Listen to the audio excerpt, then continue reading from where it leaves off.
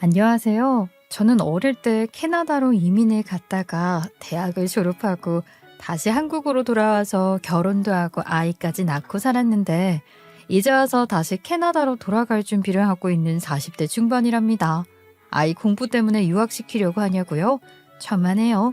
기러기 남편 같은 거 필요 없고 아이랑 저랑 둘만 갈 거예요. 캐나다에서 오래 살았어도 한국을 좋아했고 친척들이나 친구들도 한국에 많이 있지만 지금은 당장 한국을 떠나고 싶은 마음뿐이네요. 그래도 좋은 마음으로 떠나고 싶어서 사연을 보내보는 거예요. 제가 초등학교 6학년일 때 온 가족이 캐나다 밴쿠버로 이민을 가게 됐어요. 지수, 현수, 준수 다들 이리 모여봐. 가족 회의 좀 하자. 아빠랑 엄마가 할 이야기가 있어. 아빠가 연탄 공장을 하고 있잖아. 그런데 연탄을 사용하는 사람들이 자꾸만 줄어들고 있어. 그건 알지? 그래서 아빠는 연탄 공장 말고 다른 일을 해보려고 많이 찾아보고 있었거든. 그러다가 캐나다로 이민을 가면 어떨까 하고 생각을 했어. 너희들 생각은 어때? 이민? 우와, 아빠, 난 무조건 찬성이야. 내 친구도 미국으로 이민 가네 있는데 완전 천국이래. 시간표에 낮잠 시간도 있고 미국 드라마에 나오는 것처럼 잘생기고 멋있는 애들이 눈앞에 널렸대. 좋아, 좋아. 그래서 우리 캐나다로 언제 가는 거야? 언니는 지금 무슨 잘생긴 애들 타령이야. 나는 싫어요.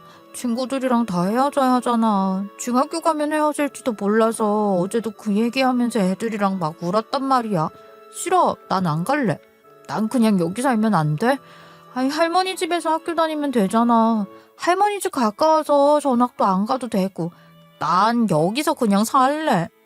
저보다 2살 위였던 언니는 한창 남자에 관심이 많을 때라 그랬는지 TV 외화 드라마 열혈 시청자라 그랬는지 하여간에 무턱대고 잘생긴 백인 남자들과 같이 학교 다닐 생각에 한껏 들써서 좋다고 난리였지만 저는 친구들이 너무 좋아서 헤어지는 게 싫었어요.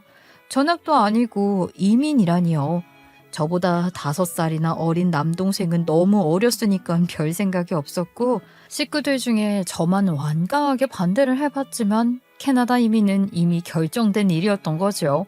그렇게 저희 가족은 이민을 가게 되었고 부모님은 밴쿠버 다운타운에 쿠키집을 하셨는데 예상보다 빨리 자리를 잡은 덕분에 쉽게 정착했던 것 같아요.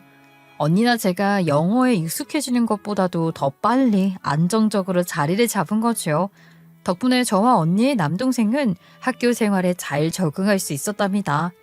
이민을 제일 반겼던 언니는 아이러니하게도 한국을 가장 그리워했어요. 한국 친구들과 어울리는 걸 특히 좋아해서 대학에 진학한 후론 여름방학은 꼭 한국에서 보내더라고요. 물론 저도 한국 친구들과 교류를 계속 이어왔지만 언니만큼은 아니었거든요. 그러다 언니는 대학을 졸업하고 한국으로 대학원 진학을 하면서 아예 한국으로 들어가 버린 거죠. 캐나다에 적응을 하지 못했다기보다는 한국을 너무너무 좋아했던 거예요.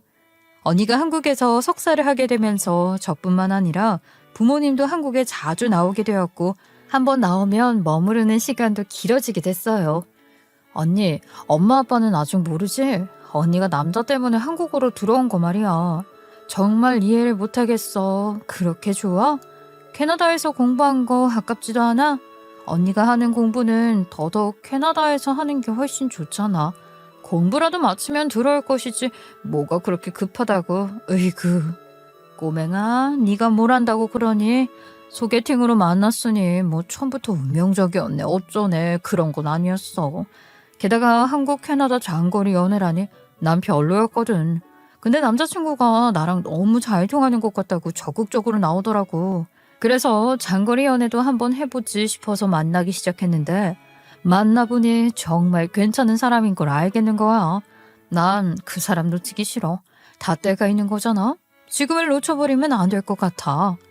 그렇게 언니는 연애에 안달이 나서 남자친구랑 매일매일 같이 있고 싶다며 한국으로 돌아온 거였어요.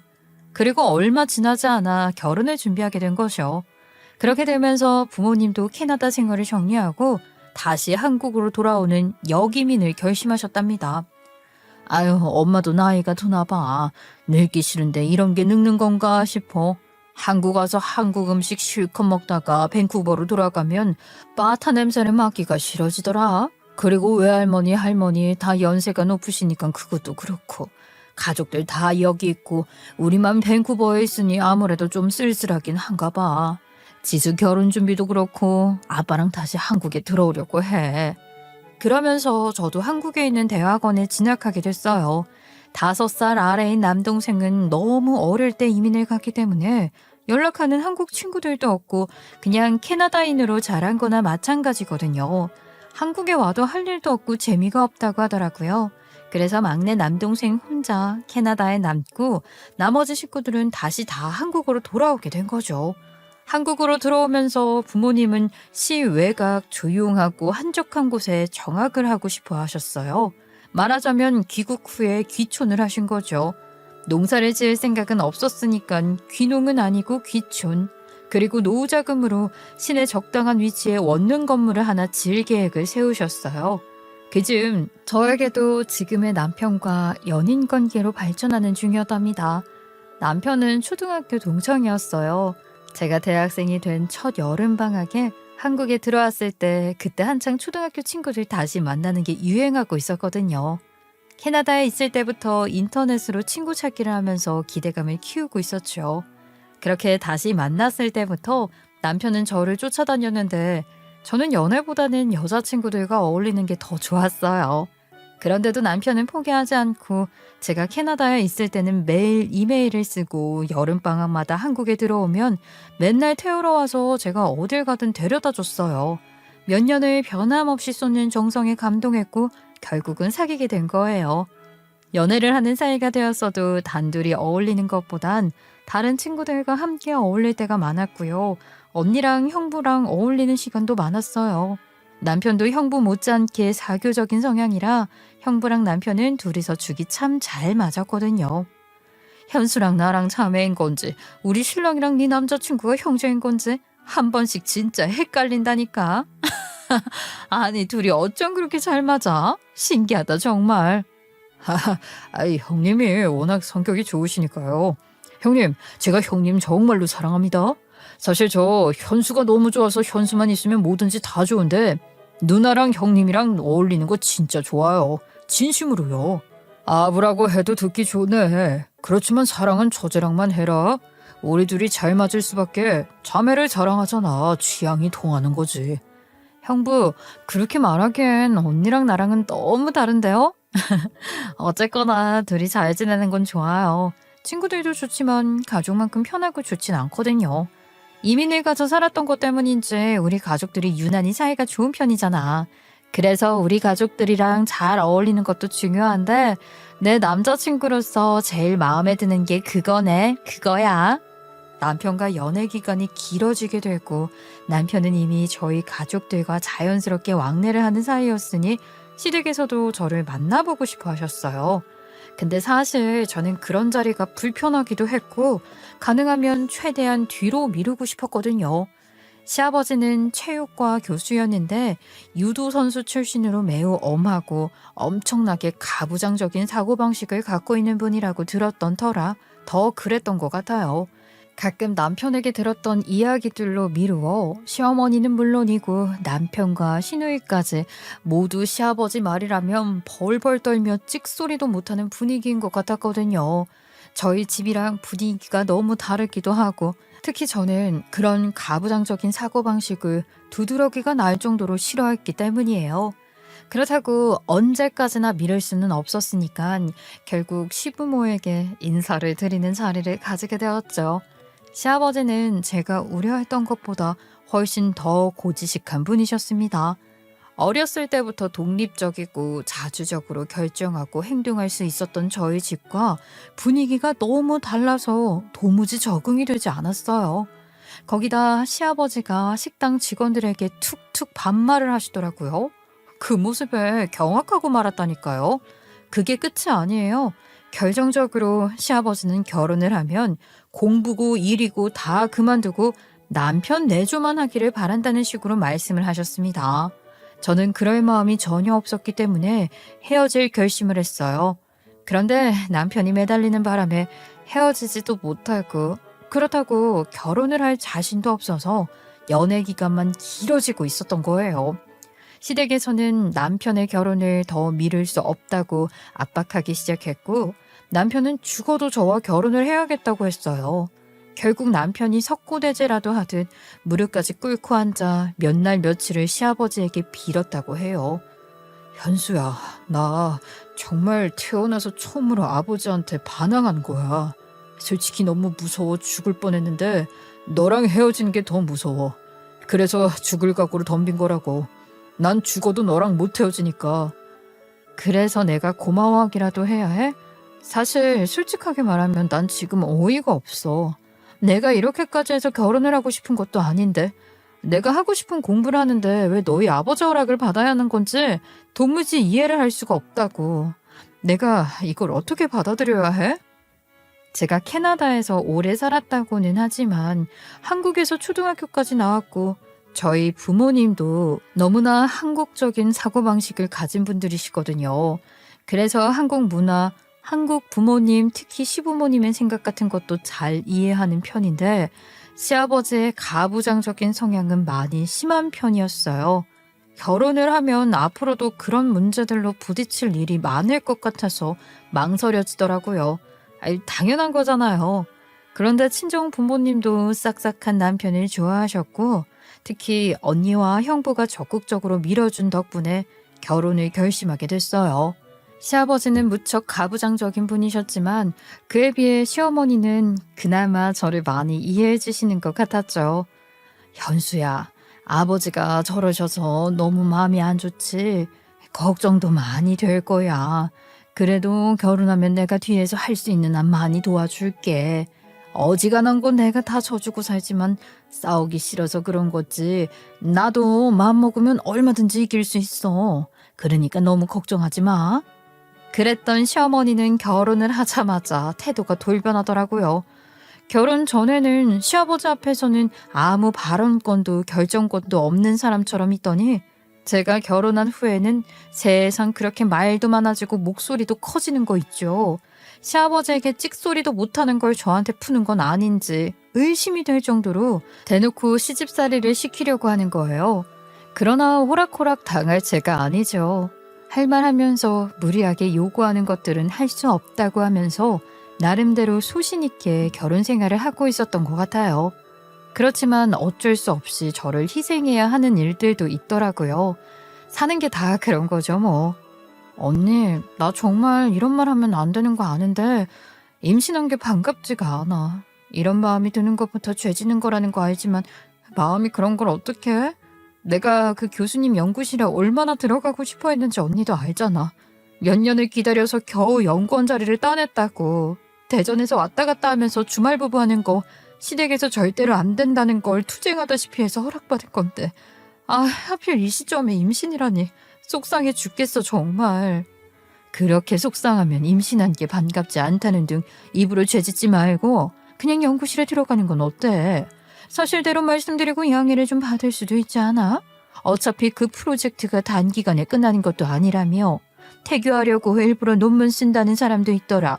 최고의 태교래. 엄마 닮아서 똑똑한 애로 낳는 것도 좋잖아. 나도 너무 그렇고 싶다 정말.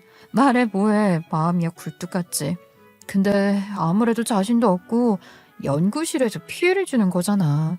차라리 애부터 낳고 다음 기회를 노려서 제대로 할 수 있을 때 하고 싶어.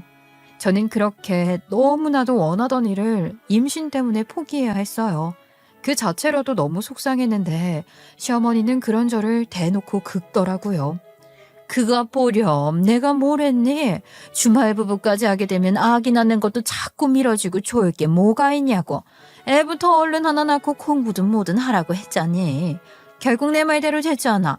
세상이 아무리 달라졌다고 해도 여자로서 아내로서 해야 할 도리라는 게 있는 거야. 잘난 척 아무리 해봤자 결국은 여자가 맞춰줄 수밖에 없는 그런 게 있거든. 시어머니는 가부장적인 시아버지 때문에 자기는 아무것도 못하고 잡혀 사는데 자기가 보기에는 시아버지가 며느리인 제게는 관대한 것 같으니 그게 배알이 꼴려 사사건건 그런 식이었어요. 그래도 남편은 결혼 후에도 변함없이 저만 봤어요. 시어머니에게 바보 등신 소리를 들어가면서도 제 편을 들어줬고 공부하느라 일과가 불규칙한 저를 대신해 집안일이나 육아도 더 많이 맡아서 했죠. 시어머니는 가끔 보는 거지만 남편은 매일 보잖아요. 남편이 잘하니 그런대로 만족하며 살았답니다. 그러던 어느 날 평범한 회사원이었던 남편이 주식 투자로 무려 50억을 벌었다고 하는 거예요. 기분이 좋고 말고가 아니라 그저 얼떨떨했어요. 게다가 무슨 돈이 있어서 주식 투자를 했나 싶었죠. 50억?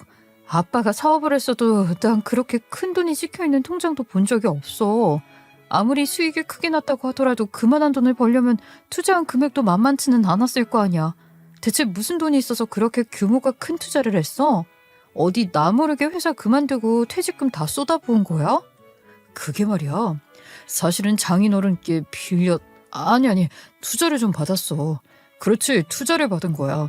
형님이 주식 투자 쪽으로 감이 좋은 거 자기도 알지? 뭐 그땐 시장이 워낙 조율되기도 했지만 어쨌거나 장인어른도 형님 말 듣고 투자하셔서 재미 좀 보셨다면서. 근데 내가 형님 따라다니면서 좀 보니까 이게 정말 되겠다 싶더라고. 투자를 하면 하는 만큼 그대로 버는 건데 자금은 없고 답답해 죽겠는 거야. 그러다가 장인어른 딱 찾아뵙고 부탁드렸지.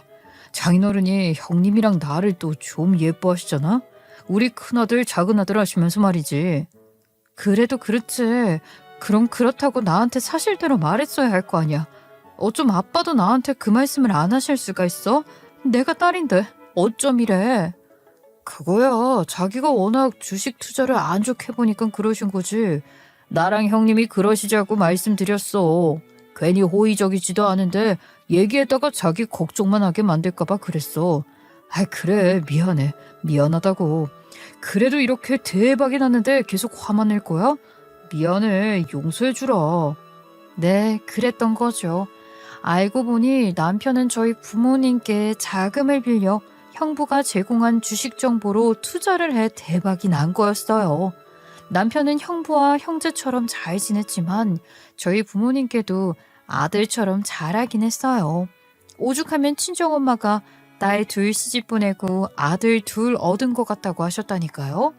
언니는 엄마 아빠께 사근사근 잘하는 편이 아니었고 저도 공부하느라 늘 바빴으니 실제로 딸 둘보다 사위 둘이 친정 부모님을 더 자주 찾아뵙고 챙기고 있었던 건 사실이었죠. 형님이 은행원이던 시절부터 봐왔지만 주식 투자 쪽으로 감이 타고난 거야. 대학 다닐 때부터 주식에 관심이 많았다고 그러더라. 그러니까 투자 경력이 몇 년이야? 은행 그만두고 나오길 잘했지. 사표 쓰고 본격적으로 나서길 잘한 거잖아. 전문 개인 투자자로 명함도 파고 너튜브 채널 운영도 하면서 주식 투자 컨설팅도 하면서 나름 인정을 받았다니까. 너튜브 채널이 뭐 그렇게 잘 나가는 건 아니었지만 이게 시작이니까 그래도 벌써 마니아층도 있고 그러거든. 그래서 형부 쫓아다니면서 아빠 돈 빌려서 투자였국이나 했냐? 형부랑 자주 어울리면서 주식 얘기도 할 거라고 생각은 했어도 어차피 여유 자금 없으니 재미삼아 소액 투자나 하는 줄 알았지. 세상에. 어떻게 나 모르게 우리 아빠한테 돈을 빌려서 그런 걸로 주식 투자할 생각을 했어. 의도적으로 나를 속인 거잖아. 이건 배신이야. 50억 번 게 문제가 아니라 신뢰 문제지. 50억 벌었다고 그러면 내가 무턱대고 좋아하면서 다 없던 일로 하자고 할 줄 알았어? 자기를 속인 건 내가 100번 1000번 잘못했어. 잘못했어. 미안해. 다시는 안 그럴게. 약속해. 다시는 이런 일 없을 테니까 용서해줘. 좋은 것만 생각하자. 응? 자기야. 얼렁뚱땅 넘어가려고 하지 마. 나 정말 화 많이 났어. 앞으로 다시는 내 허락 없이 우리 부모님한테 손 벌리지 마. 약속하는 거야? 정말. 다시는 그러지 마. 이미 벌어진 일을 주워 담을 수도 없으니 어쩌겠어요. 저희 부모님도 그러라고 하신 일이니 저도 그냥 그 정도에서 알겠다고 하고 용서해 주기로 했죠. 그런데 그즈음 캐나다에서 안 좋은 소식이 들려왔습니다. 혼자 있는 남동생이 위암 판정을 받은 거예요. 다행히 진행이 많이 된 건 아니래. 수술만 하면 되는데 캐나다 병원 어떤지 너도 알잖아. 기다리는 게 일이야. 진료 예약하고 판정받는 것까지도 한참 걸렸다는데 게다가 준수처럼 위급하지 않은 환자는 아무리 암 수술이어도 수술 날짜를 바로 안 잡아준대. 그러니 어째? 할 수 없이 한국 들어와서 수술해야지 뭐. 남동생은 캐나다 시민권자여서 캐나다에서 치료를 받으면 모든 게 다 무료거든요. 반대로 한국에서 의료보험 적용을 받을 수가 없으니 비용이 만만찮게 드는 거예요. 이럴 때 보면 한국 의료보험이 정말 잘 되어 있는 것 같더라고요. 암 수술 같은 것도 다 의료보험 적용이 되니까 생각보다 큰 비용이 아니던데 제 동생의 경우는 달랐어요. 그래도 어쩌겠어요. 병부터 낫게 하고 봐야죠. 마침 친정 부모님께 빌린 돈을 갚으면서 남편이 동생 수술비를 대겠다고 하더라고요. 걱정하지 마. 처남 수술은 내가 시켜줄 거야. 그렇잖아도 혼자 캐나다에 있어서 자주 만나지도 못하는데 이런 기회에 매형 역할 톡톡히 해줘야지. 당신은 아무 걱정하지 말고 처남 들어오면 장모님이랑 처남한테 좋은 거 잘 챙겨 먹이고 그럼 돼. 알았지? 50억이나 번 남편은 그렇게 큰 소리 똥똥 치면서 동생 수술이며 치료에 들어가는 비용을 전부 자기가 부담하겠다고 했어요. 어차피 투자금은 친정 부모님이 됐고 투자 정보는 형부가 알려준 것이니 남편이 대박나서 얻은 수익금에 친정의 지분이 적지 않다는 생각도 들었고 본인이 먼저 나서서 그러겠다고 하니 알겠다고 한 거죠. 그런데 시어머니가 그 사실을 알고 가만히 있었겠어요? 당장 찾아오시더라고요. 아유, 나 참 기가 막혀서. 네 친정 동생 수술비를 왜 내 아들이 대니? 너희 부모님이 그 돈 못 댈 만큼 형편이 어려운 것도 아닌데 맞사위도 아니고 막내 사이가 왜 그걸 내냐고. 너희 부모님은 기다렸다는 듯이 그러라고 하시더냐? 그건 아니지. 너나 너희 집에서 우리 아들한테 해준 게 뭐가 있니? 있으면 말해봐라. 나 모르게 뭐 대단한 거라도 해준 거야? 내 아들이 번 돈인데 나는 아직 그 돈 구경도 못했다. 근데 그걸 너희 친정일에 홀라당 쓴다고? 한두 푼도 아니고 보험도 안 되는 암 수술비를 다? 아이고 어림없다. 내 아들이 번 돈은 우리 집 식구들만 쓸 수 있는 거지. 네 친정 건물도 있다면서 그걸 팔든지 담보 잡혀 대출을 받든지 그럼 될 일이지 왜 사위 돈에 눈독을 들이는 거야? 아니 어머님 입장도 알겠는데요. 무슨 말씀을 어떻게 들으셨는지 모르겠지만 저나 저희 부모님이 수술비 대라고 한 적 없어요. 아무 말도 안 했는데 본인이 나서서 다 되겠다고 한 거예요. 그리고요. 정말 해도 너무하시네요. 생판 남이라도 누가 암 걸렸다는 소리를 들으면 괜찮냐고 안부부터 하는 게 정상 아닌가요? 어떻게 그런 식으로 말씀을 하실 수가 있으세요? 다른 사람도 아니고 제 친동생 일이에요. 가족 일인데 어떻게 말씀을 그렇게 하세요? 시어머니가 어이없게 나오니 너무 화가 나서 저도 참지 못하고 할 말했더니 시어머니는 다짜고짜 제 머리 끄덩이부터 잡더라고요. 태어나서 처음으로 그런 일을 당했습니다. 가족은 무슨 가족? 누가 누구 가족이야?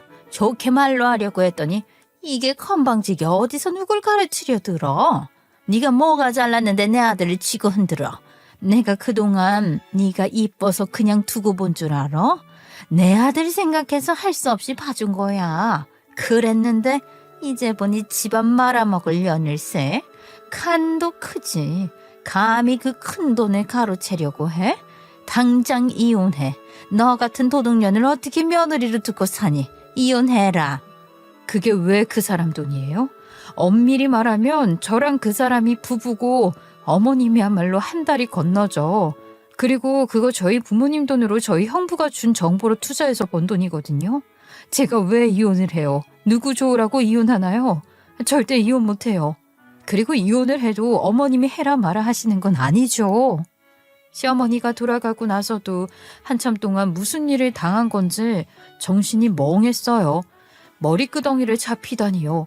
무슨 드라마 같은 데서 그런 장면이 나오는 걸 봐도 에이 현실성 없다고 어이없어 했는데 그 일을 제가 당한 거잖아요. 기가 막혔습니다. 남편이 들어오길 기다려 시어머니가 제게 한 말과 행동을 고스란히 전했어요. 알았으니까 흥분부터 좀 가라앉혀봐. 저가 도움으로 번 돈이기도 하고 그렇다고 엄마한테 잘 얘기했는데 그래도 엄마 입장에서는 좀 그런가 보지.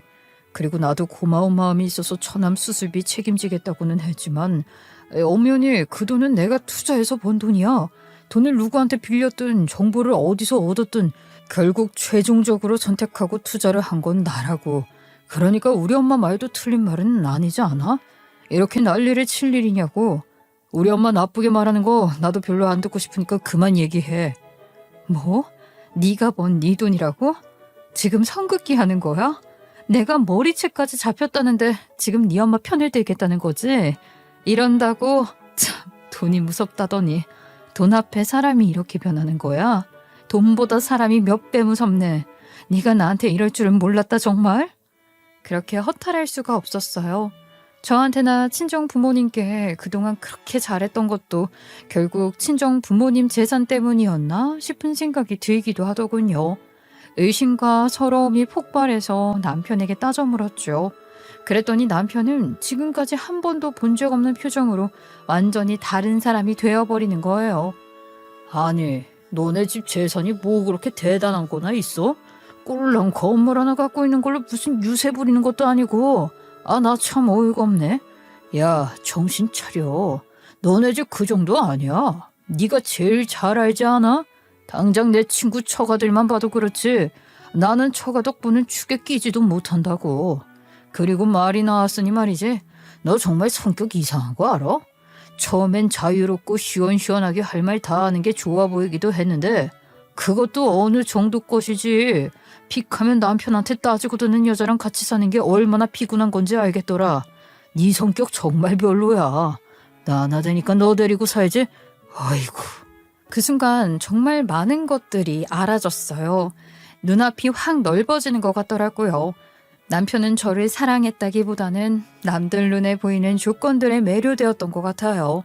가부장적인 시아버지 아래에 자랐기 때문에 자유분방한 사고방식을 가진 저와 결혼하며 시아버지에게 반기도 들어보고 공부하는 아내를 지지하는 자신의 모습을 사랑했던 건지도 모르겠어요. 뭐가 됐든 다 소용없는 얘기고 중요한 건 지금 남편에게 소중한 건 제가 아니라 돈이라는 거였죠.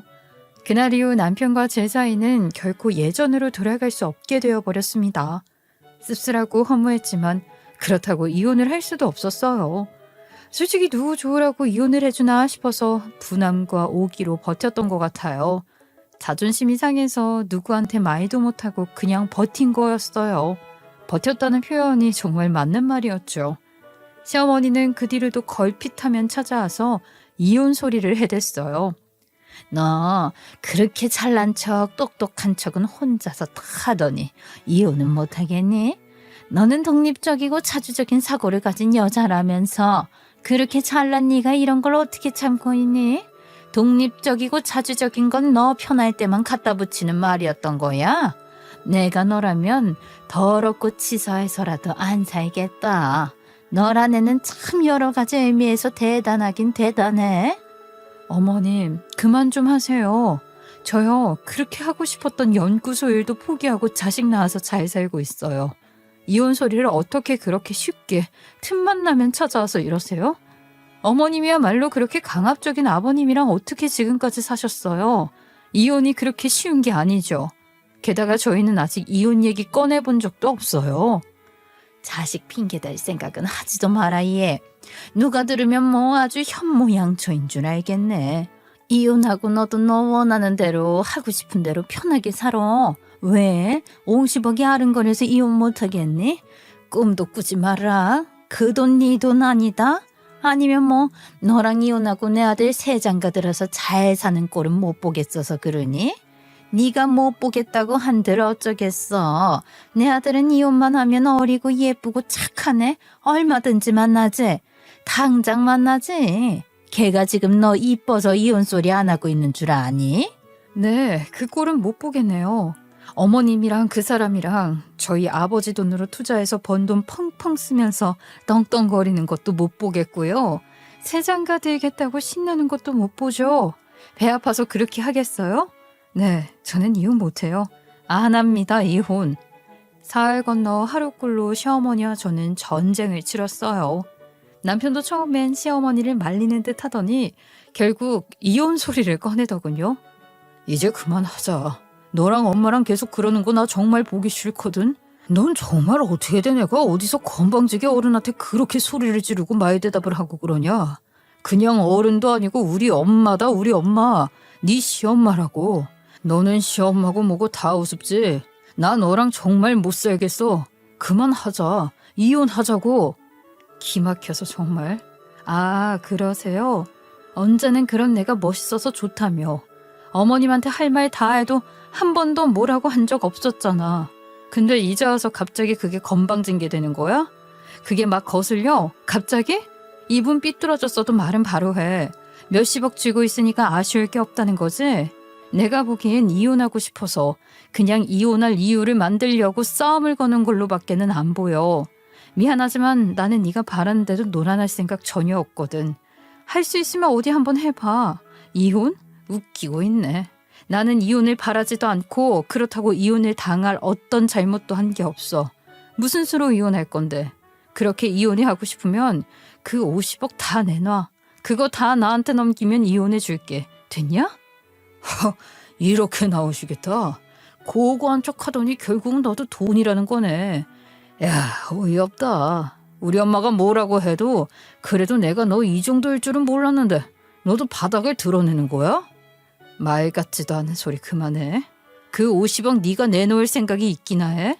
넌 절대 그 돈 포기 안 할 거잖아. 나도 절대 이혼 못한다는 얘기니까 사람 우습게 만들지 말고 다시는 이혼 얘기 꺼내지 마.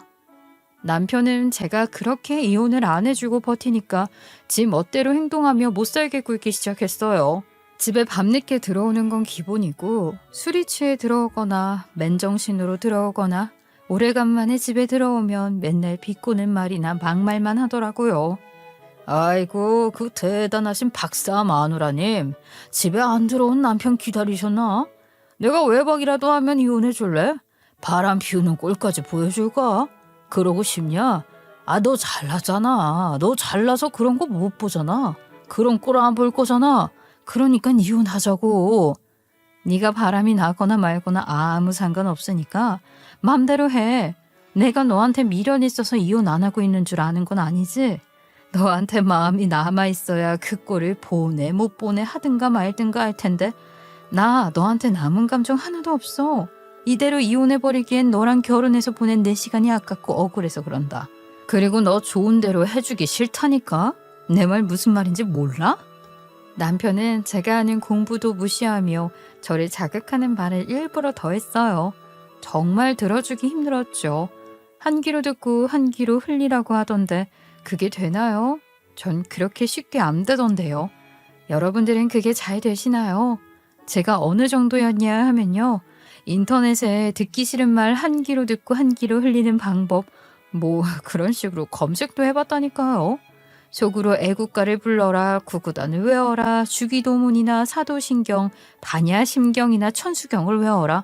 드라마에서 본 잘생긴 배우를 떠올려라. 뭐 아주 가지각색이더라고요. 지금 생각하니 우습기도 하고 그렇지만 당시에는 정말 절박했어요. 너무 괴로웠거든요. 남편이 듣기 싫은 소리를 할 때마다 저도 가만히 있진 않았고 그렇게 맞받아치며 화도 내고 그랬지만 하다하다 음식 타박까지 해대며 치사하게 나오니 정말 참고 버티기 어렵더라고요. 하루에도 몇 번씩 그래 그까짓 이혼 하자 해 하고 말지. 그 소리가 몇 번이나 목구멍까지 차올랐어요. 번갈아가며 들들 볶는 남편과 시어머니는 지치지도 않고 그 기세가 더 당당해지기만 하니 저도 더 이상은 안 되겠다 싶은 한계에 다다르게 됐어요. 결국은 남편에게 이혼 도장 찍어주겠다고 말해버렸거든요. 너 지금 분명히 이혼한다고 한 거다. 그제? 모르게 없기야 이거. 한 입으로 두 말 안 하는 거지? 너는 그런 얘기는 아침 일찍 해야지 이 밤에 하냐. 너 마음 먹었을 때 바로 법원 가서 서류 내버려야 하는데 에이 안 되겠다. 증인이라도 불러서 다짐을 받아야지. 엄마 오시라고 할게. 괜찮지? 제가 이런 찌질한 놈을 남편이라고 믿고 살았네요. 그 밤에 시어머니를 오라 하더니 각서를 쓰자는 등 둘이서 별짓을 다 하더라고요. 그래서 걱정 마라. 번복 안 한다고 했고 바로 다음날 남편이랑 법원 가서 이혼 서류 제출했습니다.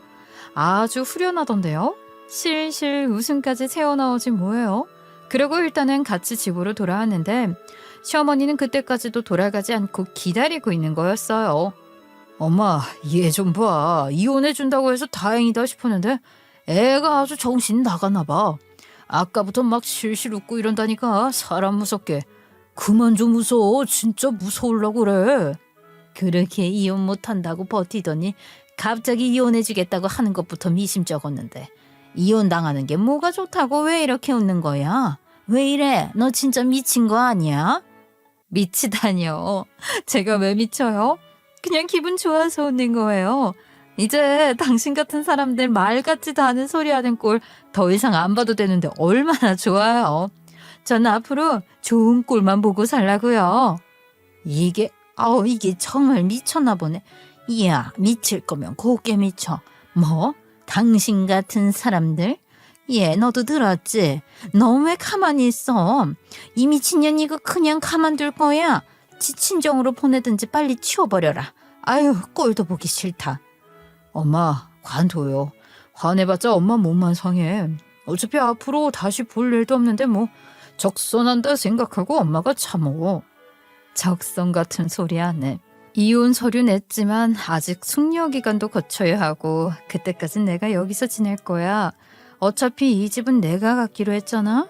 친정에 아직 자세한 말씀도 못 드렸고 애 학교나 학원도 바로 옮기기 힘드니까 당분간 난 그냥 이 집에서 살 거야. 서로 꼴 보기 싫으니까 네가 너희 엄마 모시고 너희 집으로 가든지 알아서 해.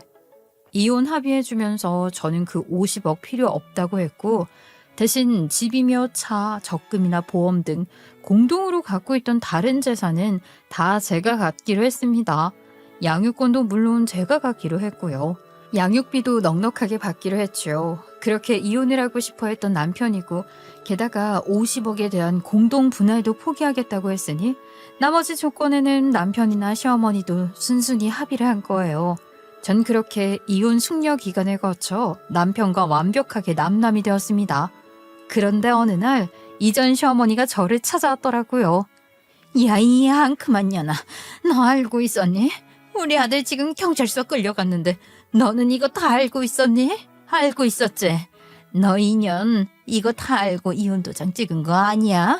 이혼 서류 내고 와서 미친년처럼 실실 웃을 때 알아봤어야 하는 건데 말해봐. 너 알고 있었지? 이제 와서 그게 뭐가 중요해요?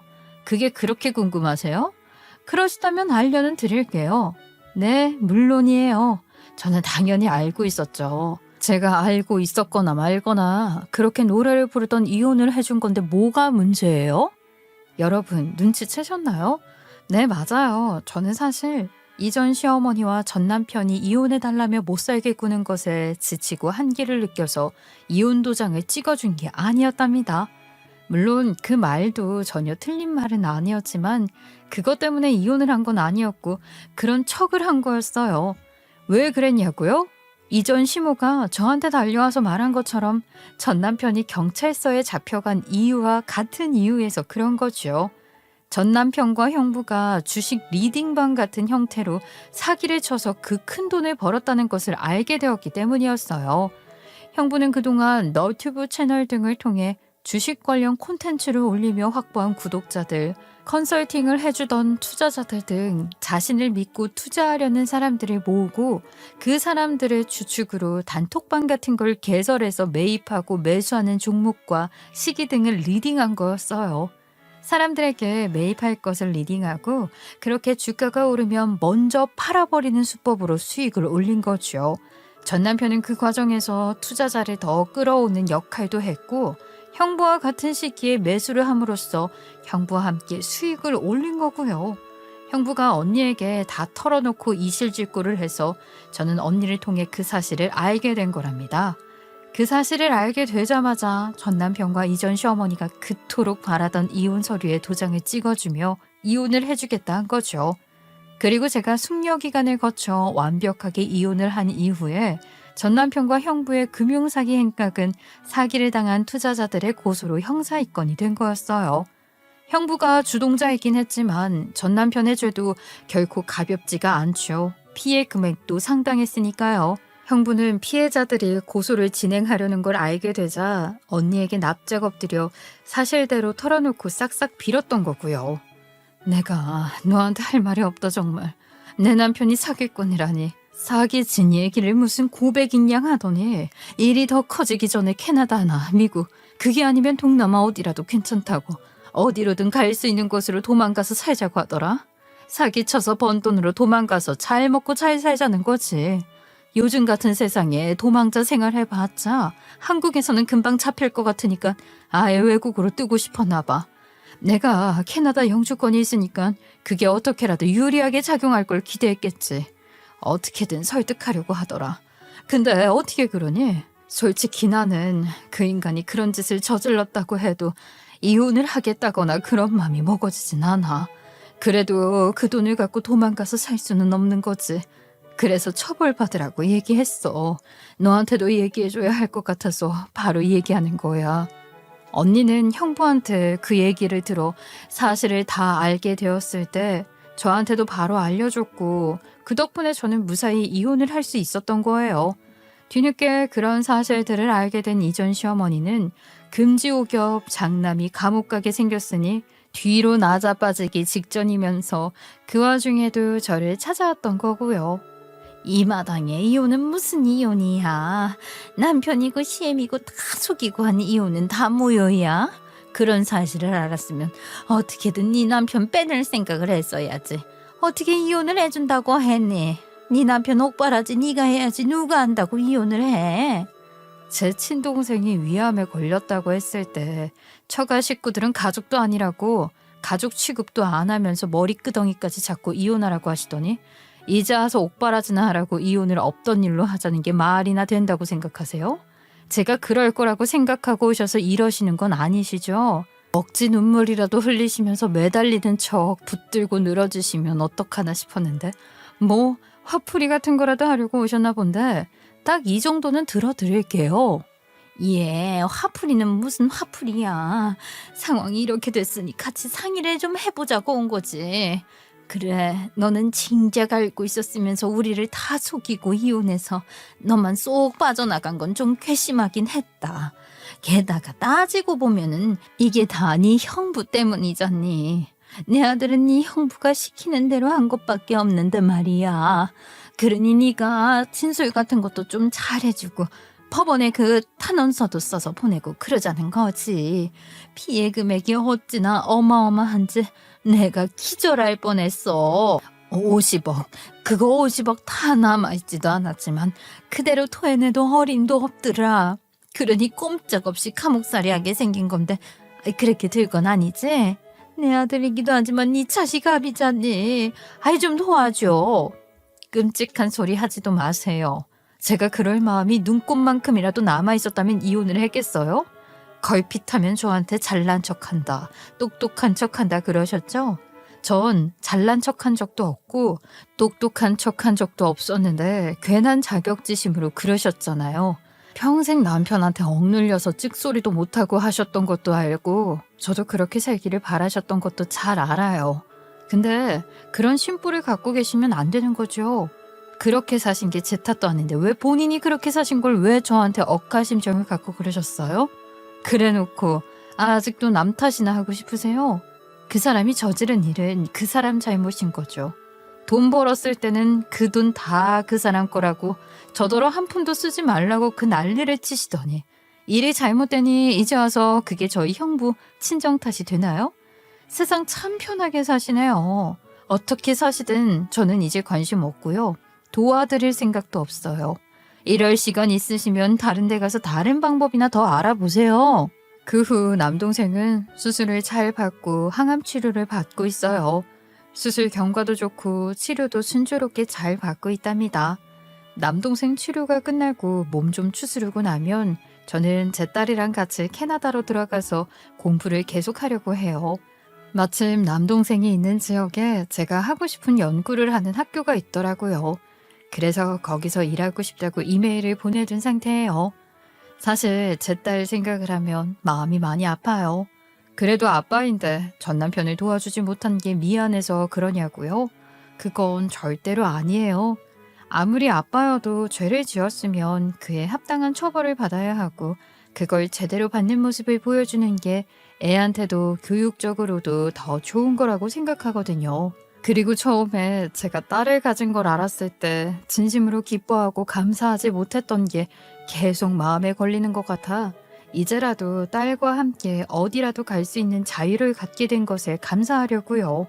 시대에 맞지도 않고 이치에도 맞지 않은 억지를 부리는 가부장적이었던 이전 시아버지.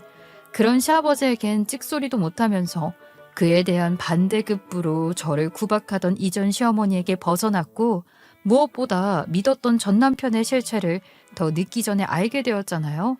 감쪽같이 속아 산 세월을 분하게 여겨봤자 뭐하겠어요.